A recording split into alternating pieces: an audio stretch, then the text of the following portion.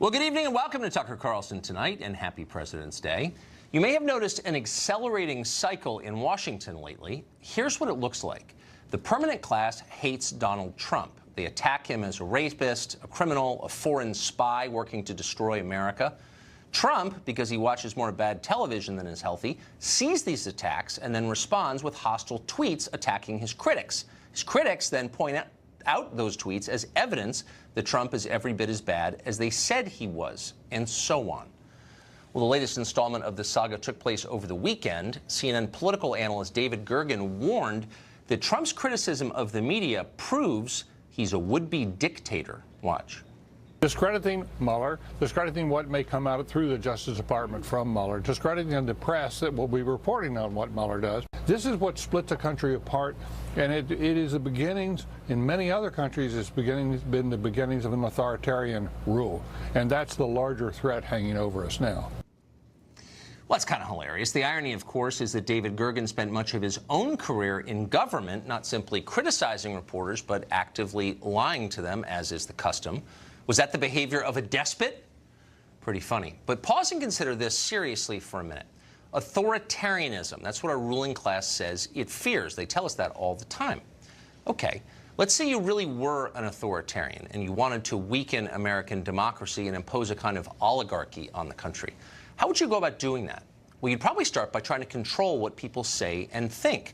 If citizens dissented from the mandated orthodoxy or dared to consider unauthorized ideas, you'd target them. You'd shame them on social media. You'd shout them down in public. You'd get them fired from their jobs. You'd make sure everybody was afraid to disagree with you.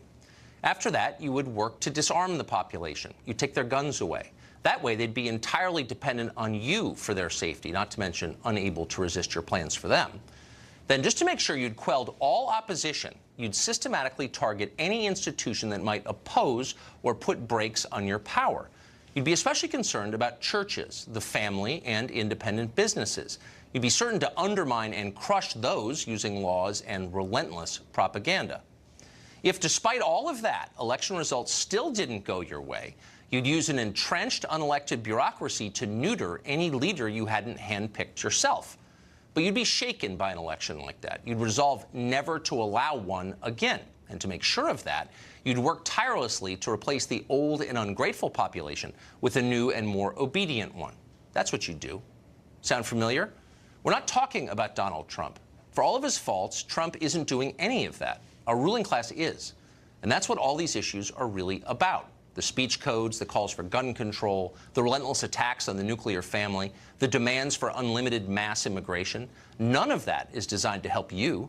None of it will make you happier or more prosperous. That's not the point. The point is to make you more dependent on the very people who are yelling at you right now on cable television.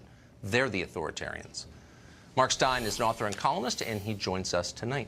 Mark, authoritarians. It's a little ironic that these people are calling the population that while they're simultaneously trying to control the population by any means necessary.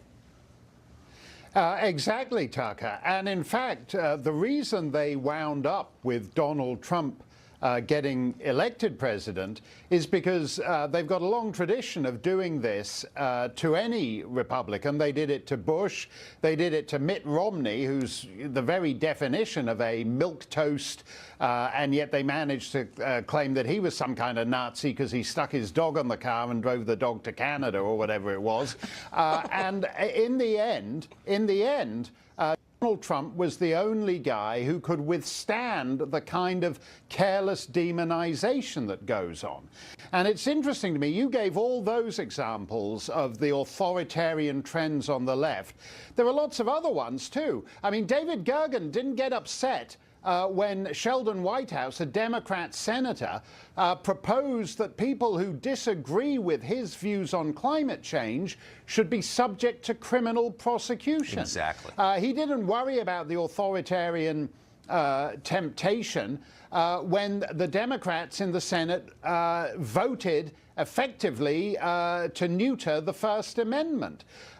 He didn't bemoan the trend towards authoritarianism when the previous administration weaponized both the Justice Department and the IRS to go after its ideological enemies. And worst of all, he didn't bemoan the trend towards authoritarianism when dozens of Democrat legislators, before Trump had even set foot in the office, decided to boycott his inauguration, which is the very defining act of a free society, the peaceful transfer of power. That's right. David Gergen didn't whimper a word when dozens of Democrats decided they were going to boycott that inauguration. He seemed deeply unconcerned. I was thinking this weekend, why is it, what all these issues have in common, though, gun control, mass immigration, particularly attacks on the nuclear family, male-headed households, the patriarchy, they never let up with that. What is that about? And it seems to me that the family is the final bulwark against the spread of government power. You're loyal to your family first. When you stop being loyal to your family first, you can be controlled. Yes, and I would say actually that one of the most disturbing trends, there's an Indian professor in Bangalore who bemoans the way essentially Western leftists have nationalized the family. They started off by, nationalizing the mines and the car industry, and when all that didn't work, they actually figured out it's best just to cut to the chase and nationalize the family. And, what matters in any society is the intervening institutions between the individual and the government. You mentioned the family, you mentioned the church. It's also things like town government and county government. And when you have serious revolutions like the Soviets and the French, they abolish all of those. In the Soviet case, they did go very far towards abolishing the family. We've got something slightly different, as we've seen in Florida, where you have vast, essentially, you've got government social services, you've got government police agencies at multiple levels monitoring someone, and they're actually, these things are not as effective as, in fact, a functioning family and letting parents raise their children, as opposed to having doctors determine that your 7-year-old is going through a bit of a phase, so let's get him transitioning into a girl. They're at war with all the intervening agencies between centralized power and the individual. And it's not an accident. Brilliant analysis. I always learn something when you're on. Mark Steyn, thank you very much. Thanks a lot, Tucker. Well, this past weekend was not a high point for responsible political analysis, to put it mildly, following Special Counsel Robert Mueller's indictment against 13 Russians for alleged meddling during the last election. President Trump tweeted this, quote, "Obama was president up to and beyond the 2016 election. Why didn't he do something about Russian meddling?" Well, so that's a fair question, whether you like the tweet or not. But the media were not impressed at all. Various ersatz Russia experts competed on cable television to see who could find the most over-the-top analogy to express their outrage. The Washington Post's Karen Tumulty nearly won with this one. Watch. When you look at the president's tweets this morning and try to imagine if Franklin D. Roosevelt, after Pearl Harbor, had gotten on the radio and said that Tokyo was laughing at us, to use a little less crude phrase than he did. That is not what is called upon a president to do right now. You know what's going to happen, though, Karen? Someone on Fox News is going to take what you just said. They're going to say, how dare you compare this to Pearl Harbor? It is an attack on our country. It is an attack on our country with use of 21st century means. And it is definitely a national security threat. Yeah, someone on Fox News might be reasonable and subject the analogy to critical analysis. So here it is. Pearl Harbor, that, of course, was a sneak attack by the Japanese Imperial military that killed almost 3,000 Americans. It led, of course, to 4 years of global war. Yeah, that's almost identical to Russians taking out Facebook ads before the last election. Meanwhile, over on Twitter, Max Boot of the Washington Post compared the whole thing to, inevitably, 9/11. Boot tweeted this, quote, "Imagine if after 9/11 the president saw the attack as a political embarrassment to be minimized rather than as a national security threat to be combated. That's roughly where we stand after the second worst foreign attack on America in recent decades." Huh. Let's see, after 9/11, we gave up longstanding civil liberties. We invaded 2 countries. We began a nearly endless series of minor interventions across the globe that have killed thousands of U.S. soldiers and hundreds of thousands of other people. If Max Boot had his way, we would have attacked Iran also. We may still, at his urging. Is his suggestion now we bomb Moscow? Actually, don't ask. You don't want to know the answer. But let's pause and think about this in a non-hysterical way for a minute with facts, if possible. Obviously, we ought to acknowledge that Russians tried to meddle in our election because they did. But scale matters here and everywhere, and here's what actually happened during the 2016 election. According to Facebook, their own numbers, Russian-linked companies spent a total of $46,000 on ads before the election. That's less than what it cost to buy a new Chevy Suburban, by the way. By contrast, the Trump and Clinton campaigns spent a combined total of $81 million. That's not including all the online advertising by various interest groups like the NRA or Planned Parenthood, NARAL, AFL, CIO, a million more. So Russian spending did not amount to much, but it was also badly targeted, comically so. For example, 5 times as many Russian ads were run in Maryland, a bright blue state, as in Wisconsin, which was on the line. Most of the Facebook ads in Wisconsin, by the way, went up prior to the Wisconsin primary. That's well before the general election. And none of those ads mentioned Trump. Details matter. Washington, D.C., which is the single most Democratic place in the country, 90% for Hillary, more than 90%, received more targeted ads from the Russians than Pennsylvania, which in the end, as you remember, went to Trump, and so on. As any political consultant could tell you, if you bothered to ask, ads like this accomplish nothing. They're a joke. And the Russians weren't much more effective offline in the real world.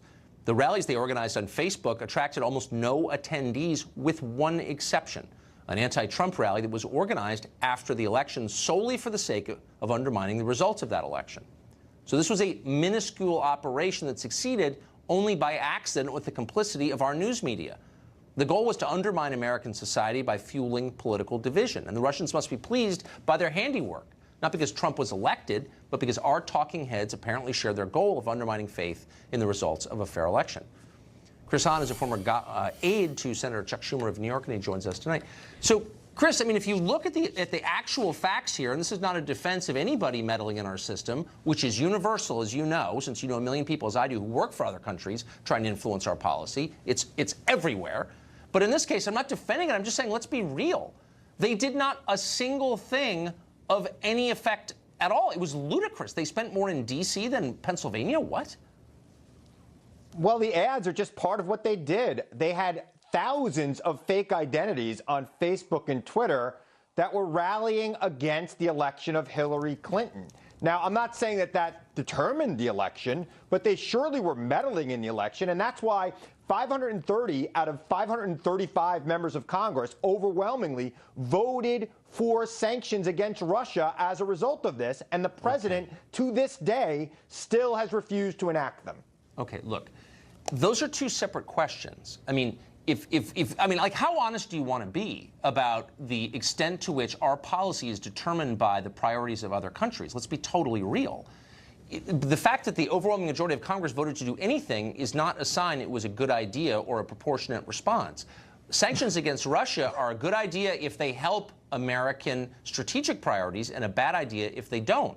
And so, I mean, let's just address the facts. What specifically did the Russians, and I'm not defending the Russians, I'm just saying, compared to what? The Chinese, the Saudis? I mean, you want to talk real interference in our country? I mean, seriously.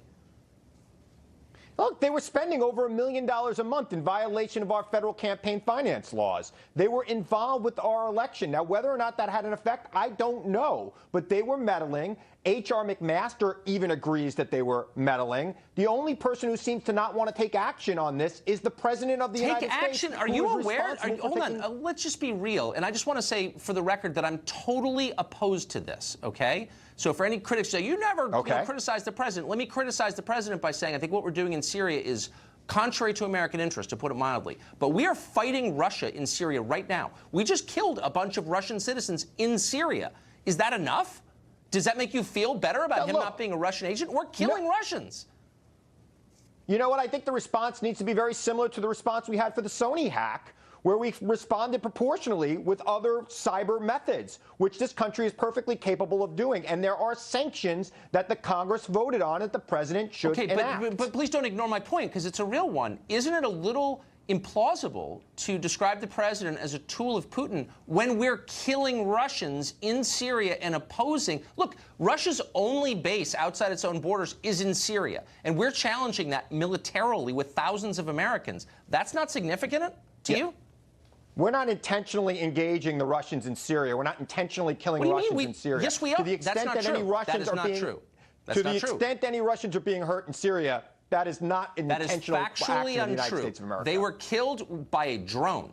And it was clear that there was Russian military equipment they were in, and they were Russian contractors, and that was clear, too, and we killed them. Now, a lot on the left are happy about that. They want a war with Russia. Max Boot is agitating for one. I'm against it. I don't want a war with anybody. I want to be very clear. Well, we're getting one thanks to the lunatic rhetoric of the left, which is pushing this administration into a totally counterproductive 530 war. members of Congress are not the left, Tucker. 530 members of Congress are mostly Republicans because they mostly control Congress. But it doesn't make their judgment wise. I don't care if it's every single member of Congress, every city council and Illinois member. I don't care. That you can't justify that on the grounds that it helps America, because it doesn't. Every intelligent agency in this country says that the Russians are still meddling in our democracy. And let me tell you something, the next time it might not help your side. It might be time for us to act right now on this. It's not about helping anybody's side. And do you think, let me ask you a question, do you think the Saudis are meddling in our democracy more or less than the Russians are? What about the Chinese? Right now, do you think that? I don't know, and I don't want to guess. Oh, you don't know? You don't seem that interested in learning. I would assume that they are. Oh, yeah, well, they are. I would assume that they are. So if you compare the amount of money that the Saudi kingdom about it. Should we should we impose sanctions against Saudi Arabia? I'm just saying, let's be real. We should impose sanctions on the Saudi Arabia because we don't need their oil anymore because we've got our own fuel sources. What about China? We don't need what about them China, anymore. which is hacked into every mainframe the U.S. government maintains? Should we impose sanctions against China? And you know, the president during his campaign said he would act against China, yet he hasn't. Do you think we should impose sanctions on China right now? I think if they're engaged in cyber warfare against this country, we should respond in kind, and we should respond in kind, and we should impose sanctions, and we should bring them to the table to get them to stop. Should we kill Chinese soldiers, do you think? No, I don't think we should kill anybody. I am not for a hot war with any of these people. But you're for sanctions against China. Going on, and we have a president. You get credit for honesty. The president is right. Hold on. The president is right when he says that they're laughing at us in Moscow. They're laughing that they continue to do it and nobody's doing anything about it. This is a joke, and that's man. The president's Russia job. is essentially a third world country that poses no long-term threat to us. China is taking over the world, and we're ignoring it because we're obsessed with this. And a troll farm. Yeah, nothing actually. It's funny what you could do with a laptop and a troll farm. All right, we're out of time. Chris Hahn, thank you. You are game, and I appreciate it. Thanks, Tucker. The press is fixated on guns, but it could be our own media who are turning kids into violent killers. Not a crazy idea, actually. We've got details.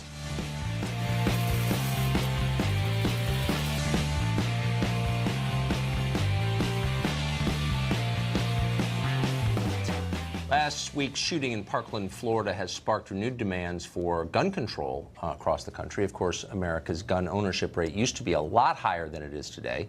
Yet deadly school shootings are mostly a recent phenomenon. What has changed? Could it be our overall culture has undergone a toxic shift? Matt Bevin is the governor of the Commonwealth of Kentucky. He recently suggested that violent video games and TV shows have created a, quote, desensitized culture. Governor joins us tonight. Governor, thanks for coming on. Great to be on with you, Tucker. So that is kind of the question. I mean, fewer American households own guns than did 50 years ago, and yet we didn't have school shootings. What do you think the difference is between then and now?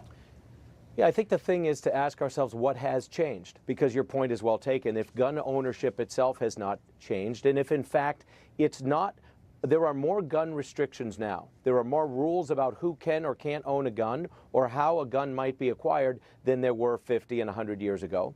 And yet 50 and 100 years ago, children did not slaughter other children at school. What has changed? It isn't the gun. So something culturally has changed, and I would submit that we have become significantly desensitized to death and to violence. And we are training children, whether we intend to or not, whether it's anyone's desire or not, through video games, through movies, through musical lyrics, through television shows, increasingly during prime time even. The amount of violence is increasingly realistic, increasingly graphic. And there is a cost to this. You couple that with the number of psychiatric drugs that children and adults, for that matter, are on, and the number of warnings about depression and suicidal thoughts. You couple all that with the fact that our mores as a society have shifted to the degree that they're largely non-existent, that we no longer have these clear delineated right and wrong boundaries, that everything is somewhat gelatinous. And these children are increasingly coming from broken homes as well, and they find themselves rudderless. Then you're a father and you understand it's important. What happens at home has a profound impact on what your children do out there.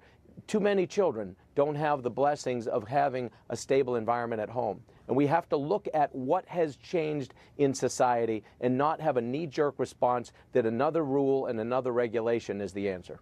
So everything you've said makes sense. I haven't seen the social science on it, but it doesn't sound crazy at all. It seems kind of obvious. Why, if you could just sum up quickly, why do you think saying what you just said gets such a hostile reaction from a lot of people? Why do they hate to hear that?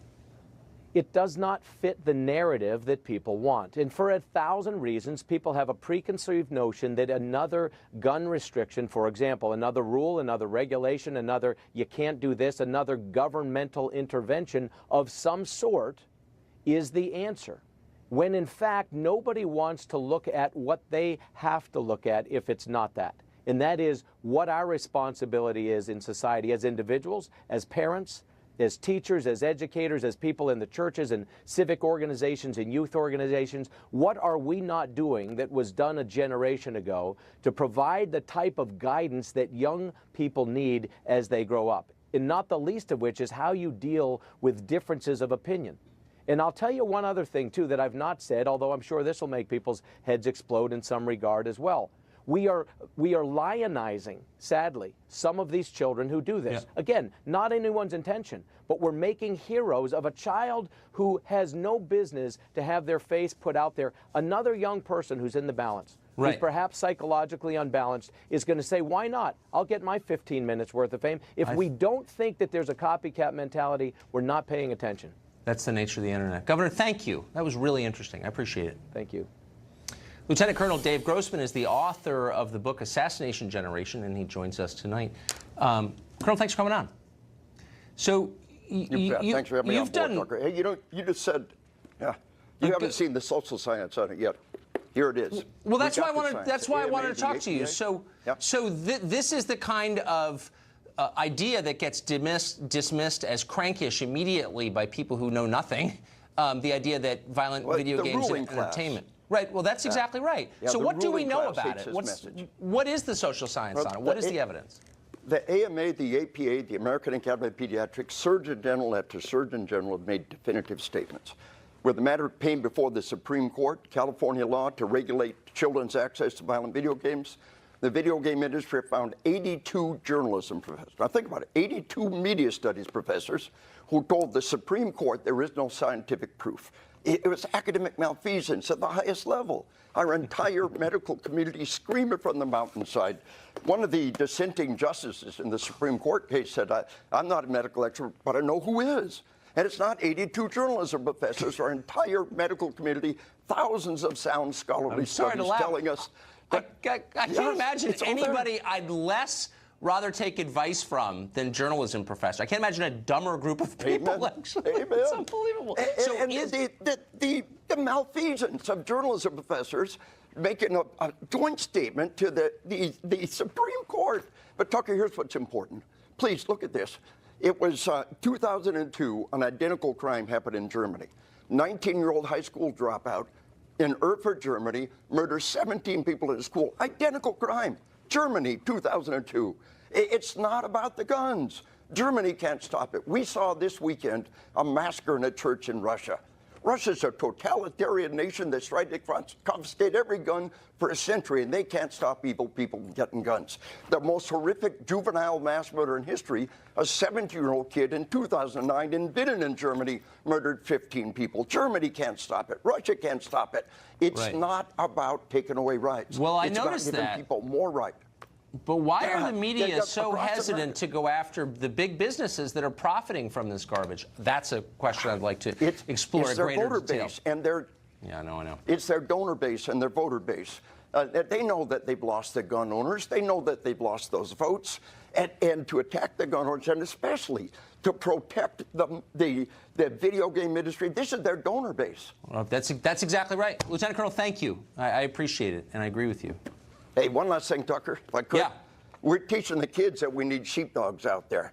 We don't need more wolves. We don't need more sheep. We need sheepdogs. I originated the whole sheepdog concept. The Sheepdog Kids book, Assassination Generation. We're changing the world, Tucker. There's hope for America, and it begins with you. Thank you for what you do. I appreciate it. Thanks.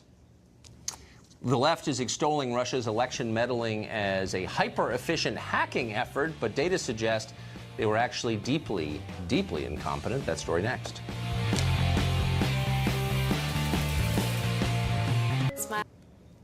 Former Hillary Clinton campaign chairman John Podesta had a hilarious exchange this weekend on CBS. Nancy Cordes asked why the Russians seemed more capable of targeting swing states than the Hillary campaign did. Watch this. How is it that these Russian operatives knew to focus on purple states like Michigan and Wisconsin, and your campaign didn't? Well, of course, we spent a lot of time and energy and effort in all those states. Hillary Clinton herself did not spend much time in those states. At the end of the day, we fell short in those states. And I think that this active measures effort by the Russians could have tilted the election in Donald Trump's favor. Keep telling yourself that. Actually, the Russians turned out not to be very good campaign operatives. They were terrible at targeting swing states. According to Robert Mueller's indictments, they didn't even know what a purple state was until 2016. Just a few $100 were spent on key states like Michigan and Pennsylvania. Meanwhile, thousands were wasted in states like California and Maryland that obviously were going Democrat from day one, and did. Cleta Mitchell is an attorney and a renowned campaign finance expert who's been around a long time watching campaigns. She joined us in the studio. So, Cleta, if you were attempting to defeat Donald Trump, or rather Hillary Clinton in favor of Trump, would you have done what the Russians did? Well, I would have spent a lot more than $100,000 or $46,000 or whatever number it is that the Senate Intelligence Committee actually heard testimony from Facebook that they can only account for $46,000 having been spent. Total. So why are we hearing $1 million a month? I just heard that. I know. I heard it today, too. I think that it's in the Democratic talking points. They keep having to change the facts so that they can make it look like there was a lot more. But does that number come from anywhere authoritative? Not that I've seen. The testimony from Facebook was that it was $46,000. Testimony before the Senate Intelligence Committee, the hearing, was that it was in the neighborhood of $100,000. So total. So just to put, so this was the most expensive presidential campaign ever waged by anybody in the history of the world. So 46,000. Put that in perspective. If I were running for, I don't know, the Wyoming's 1 congressional district, that seat, would I spend 46,000? Would that be enough? You'd spend a lot more than that if you were running for an at-large seat in Wyoming. Or look, I mean, the campaigns, the Trump campaign and the Hillary Clinton campaign together spent $81 million on Facebook. Just on Facebook? On social media. Yeah. Social media. Now, that doesn't count all the super PACs. It doesn't count the party committees. Just the 2 campaigns. So the money that was spent by the Russians on social media was a drop in the bucket. And as Deputy Attorney General Rod Rosenstein said the other day, there's no evidence it influenced the outcome of the election. How many lobbyists here in Washington do you know who spend more on lunch every year than the Russians spend on Facebook? Well, I don't know. I don't get their lunch expense reimbursement. It's a lot. So look, I just want to be totally clear. I'm against foreign intervention in our elections, in our policies, though it's universal. But would you say, compared to the efforts of other governments to influence the way this country operates, that this is a big effort or a small effort? Well, I think, you know what, Tucker, you asked, that's a really good question, because frankly, I think Andy McCarthy in National Review over the weekend made a really good point, which is, why is this being treated as a lawsuit? This is counterintelligence. This is what should be dealt with by our defense and intelligence agencies, not by a prosecutor filing a criminal indictment against people who are not in the United States, and this is never going to go to trial. No, I know. So it's kind of all... because it's inherently political. It's a political kabuki. It's a political kabuki. To make the ruling class feel better about itself for losing Well, you Wisconsin. know what? They actually should feel worse, because it shows, and the president is right, this does not show any kind of collusion, cooperation whatsoever with the Trump campaign. The only collusion there might be that we ought to really look at is what's been going on with the left and the Russians since the election. Or how about since 1917? Well, how They made about that? Excuses for the How about Bolsheviks that? for 70 years. Whatever, some of us remember. Rita, thank you. Great to see you. Thank you. The next U.S. Census is just 2 years away and could be having your voting power diluted by illegal immigrants. That's a real thing. We'll explain how it works next.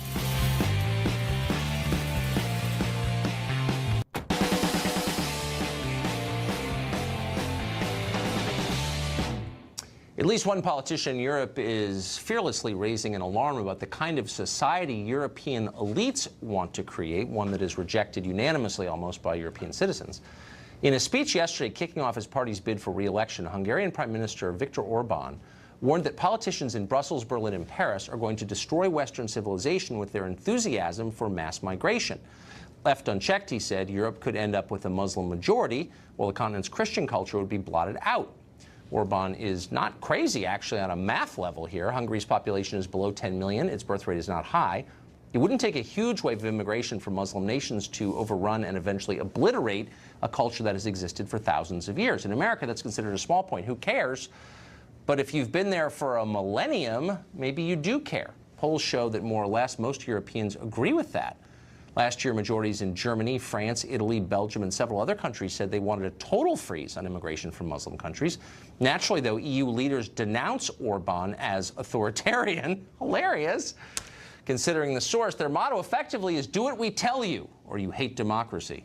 How's that for Orwellian? Well, this country is set to have its next census in 2020. That's delineated in the Constitution. We have to every 10 years. Unless policies change, the census will be counting illegal aliens the same as everybody else. The census hasn't asked about citizenship status since 1950, meaning that a lot of states get a boost to their congressional representation because of the illegal immigrants in their state. This is a problem. It's not democratic. Kansas Secretary of State Chris Kobach says it is time to change that, and he joins us tonight. Mr. Secretary, thanks for coming on. Great to be with you. So the Constitution says you have to have a census to apportion congressional districts. Yep. And so the only people whose information matters are citizens. So it matters whether they're citizens or not, correct? It absolutely does. Think of it this way. There are 710,000 people per representative in Congress. But if you live in a district like Maxine Waters' district out in California, probably half or more of your district is illegal aliens. And so you may only have 350 citizens voting in your district. Those citizens' vote counts twice as much as my vote or your vote if you live in a district that doesn't have tons of illegal aliens. So you have vote dilution, where some people's vote matters more than others because they have tons of illegal aliens in their district. But wait a second. I thought the liberals are always yelling about how every vote counts, every vote should matter the same as any other vote. Yeah. So why would they be for this? Well, I think it's a dirty little secret that they don't want to talk about. And you're absolutely right. The 1964 decision of the Supreme Court, Westbury versus Sanders, says voting dilution is unconstitutional. You cannot have one congressional district where there are fewer voters than there are in another district. And because of illegal immigration, we have crazy disproportional, extraordinary numbers where, you know, in a Midwestern seat, you might have to get 120,000 votes to win your election. In Waters district, you might only need 40,000. So what's the? I don't understand the argument. I mean, the answer is really simple. Just check a box. Are you a citizen or not? Are you allowed to vote legally? That's the whole point of the census. So exactly. What's the argument against that? The only argument against it that I have heard is a really lame one. They say that people will be afraid to answer the census form if it has the citizenship question, which is ridiculous, first of all. And secondly, we already asked the citizenship question on the American Community Survey, which about 1% of the population gets, and the Census Bureau asks that. It's an ongoing survey. The Democrats never complained about that. Only when suddenly we talk about putting the citizenship question back on the census do the people on the left start. But why should we care if people who aren't allowed to vote in our elections are afraid to answer a census which is designed to apportion congressional districts? Well, there's that too. If you're illegally in this country, we shouldn't be considering you a resident anyway, because you could go home at any day. You could be deported at any moment. So why in the world would we be worried about counting you? Why would your feelings matter more than a fair election? Exactly. And it's not just fair elections, too. Governments need this information. I as Secretary of State, cannot accurately calculate the registration rate, the percentage of eligible people who are registered, unless I know how many citizens I have. And right now, I just have an estimate. I don't have real numbers. That is crazy. Secretary of State Chris Kobach of Kansas, thank you for joining us. My pleasure. Good to see you. We're not huge fans of Congresswoman Maxine Waters, but surely she doesn't tolerate support for suicide bombings. I mean, she's not that crazy or anything. Or maybe she is. That story next.